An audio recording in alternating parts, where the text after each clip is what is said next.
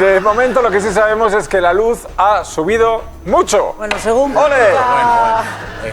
según publica ABC, el precio de la luz se ha disparado un 450% hasta los 31,87 euros. El ABC siempre dando las buenas noticias. El experto en energía Jorge Morales no ha dejado títeres sin cabeza en el programa Todo es Mentira que presenta Risto Mejide, donde ha dejado retratado al diario ABC por su alarmismo con el precio de la luz, poniéndole la cara roja a Javier Chicote.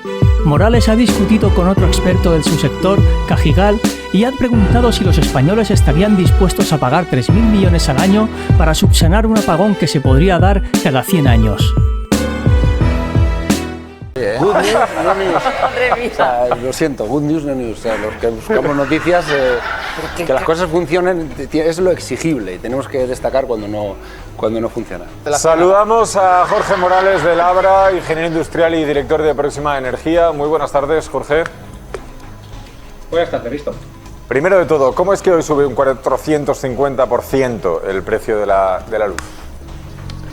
Bueno, porque el día anterior estaba prácticamente en cero, entonces cualquier subida es casi infinita, ¿eh? Pero en realidad ese titular, el titular de ABC, con todos mis respetos... A ver si vas a criticar al periodista. Pues es que no hay...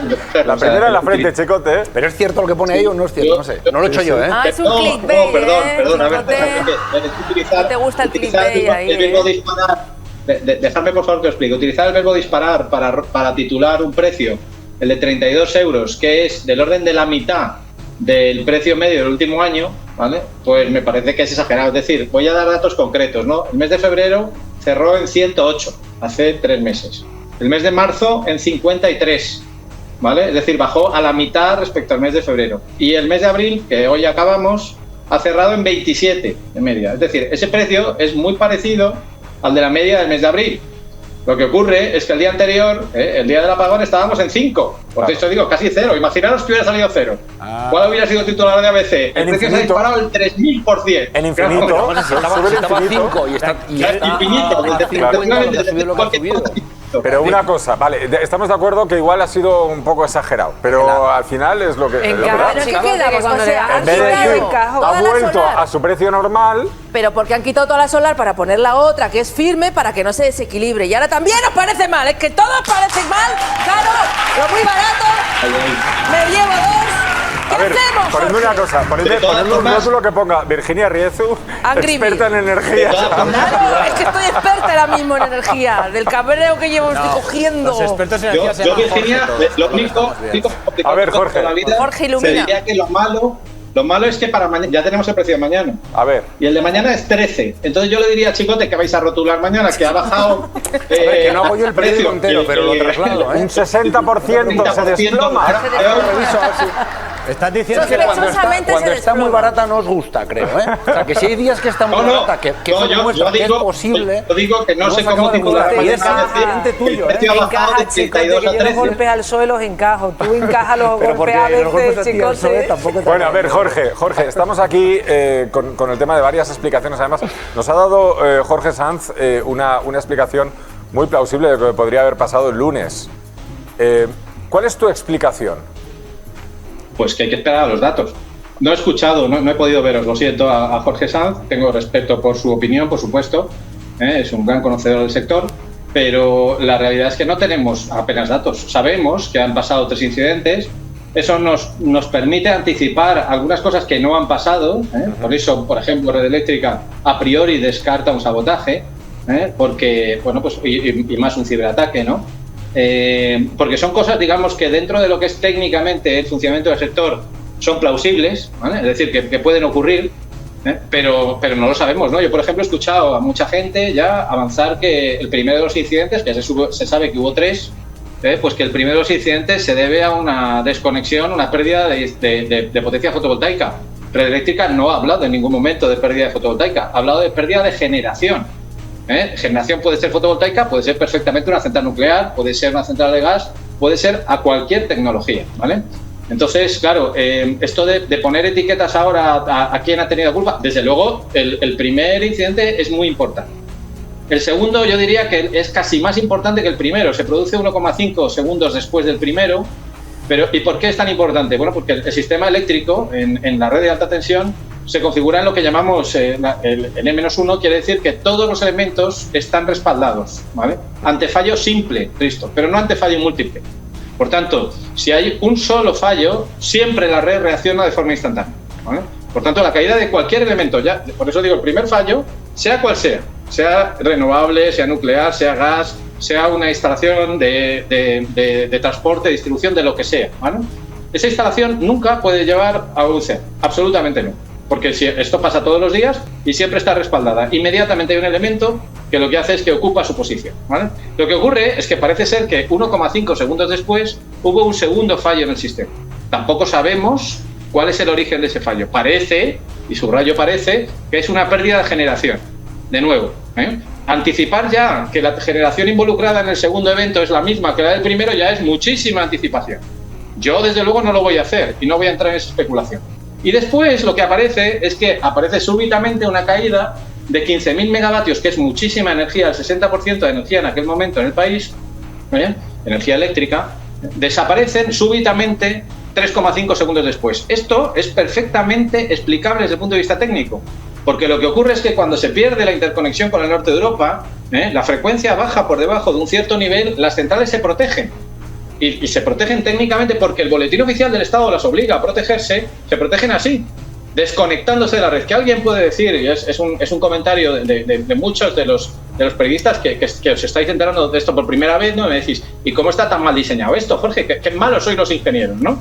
¿Cómo parís algo para que cuando hay un problema, en lugar de ayudar a las centrales, se desconecten y entonces generan un problema mayor? Bueno, porque ahí es que los problemas no son tan fáciles de identificar. Y a veces, cuando hay un problema de este tipo, lo mejor es que se desconecten los elementos de red, ¿no? Vale, entonces, claro, una cuestión, Jorge. Es que la explicación que nos ha dado Jorge Sanz, y te la voy a explicar fatal, pero como tú eres experto lo vas a entender, tenía que ver con el mix entre firme y no firme.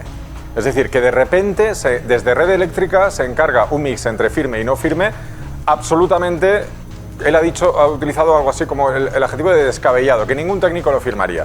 Es decir, confiando demasiado en la no firme y reduciendo demasiado la firme. Esto esto no es así. O sea, no es así. Decir, bueno, no, ahí ya hay intereses ya por detrás de defensa de ciertas tecnologías, que por cierto aprovecho para decir que mucho ojo ahora a este tipo de declaraciones, porque hay intereses económicos detrás muy importantes. Hablabais ahora del impacto del apagón. Mucho más importante es las consecuencias ahora del apagón en política energética, el impacto económico que va a tener en la cuenta de resultados de las compañías involucradas, ¿no? Entonces, ¿qué es lo que está pasando ahí? Vamos a ver. Había un mix en ese momento en el sistema donde efectivamente había muchas renovables y sobre todo mucha energía solar fotovoltaica. Esto es verdad, ¿vale? La mayor parte de la generación era energía solar fotovoltaica. Pero 2 semanas antes, en plena Semana Santa, se había producido más generación fotovoltaica todavía, mucha más. Y no había habido un apagón en España. Por tanto, los técnicos de Red Eléctrica, tanto los que estaban en el despacho de operación durante la Semana Santa como los que estaban el día anterior y autorizaron ese programa, ¿vale? Porque eso, lo que hacemos las empresas eléctricas es que mandamos un programa, ¿vale? Mandamos ofertas al sistema eléctrico. Y Red Eléctrica las revisa todos los días y ve si es factible técnicamente o no. O sea, que efectivamente no es que haya un técnico firmando, todo esto, como os podéis imaginar, es digital. Pero efectivamente pasa por un proceso técnico de autorización por parte de Red Eléctrica. Y Red Eléctrica autorizó ese programa. Entonces, si Jorge Sanz ha dicho, que insisto que no lo he escuchado, pero si él ha dicho que ningún técnico firmaría ese programa, se equivoca porque está firmado. ¿Es lo que ha dicho o no? Está autorizado. Es lo que ha dicho, y a mí también, esos mismos técnicos en Petit Comité te hacen afirmaciones en el mismo sentido que ha hecho Jorge Sanz. Pero bueno, se va a ver todos los próximos días. Yo ya he dicho que 2 eventos aislados no pueden generar un apagón general del sistema. Hay otras condicionantes, como es que Jorge lo sabe perfectamente, la congestión que hay en determinados puntos, determinados nudos, subestaciones, que llevamos semanas en puntos que está la tensión, la capacidad de red un poquito congestionada. En los próximos días, que no vamos a esperar tanto, ya os lo digo, esos 2 hechos aislados, vamos a ver si justifican un apagón general del sistema eléctrico peninsular. Para ti no lo justifican. No justifica, en ningún caso. Si no, cada vez que tenemos alguna incidencia, estaríamos cada 2 por 3 con apagones generales. Pero no lo justifica, pero es que eso se va a ver solo. Y luego la sobretensión que habla Jorge, también los que estamos en el sector somos conocedores de ella. Volvemos a la misma, Repsol, se filtró la noticia de Repsol y es de hace una semana. Jorge. Bueno, la noticia de Repsol puede tener o puede no tener absolutamente nada que ver con el apagón. Los días previos, Jorge, se estaba avisando. Y el problema que tiene la subestación de Campos de Cartagena, concretamente con su refinería, que tiene que parar y tiene que comunicar a través de su comercializador a sus clientes que no les pueden suministrar, es que estos días, el apagón general, en los días previos, esto se empezaba a vislumbrar que podía ocurrir. Pero vamos a ver. La caída en Campos de Cartagena está ahí, o sea, que es que no, y es una subestación importante dentro de la red. A ver, escuchamos a Jorge. Me parece increíble que estemos vinculando, y con términos de que se estaba avisando de un apagón cuando todavía no sabemos. No se estaba avisando, se estaba avisando de desequilibrios en la red que podría generar en este tipo de problemas, pero no de ahora. Vamos a escuchar, luego te doy paso. Perdón, vamos a ver. Vamos a ver. En el nodo de Campos de Cartagena hay un problema de sobretensión debido, entre otras cosas, a una configuración de una subestación donde hay un exceso de energía renovable en ciertas horas del día. ¿Vale?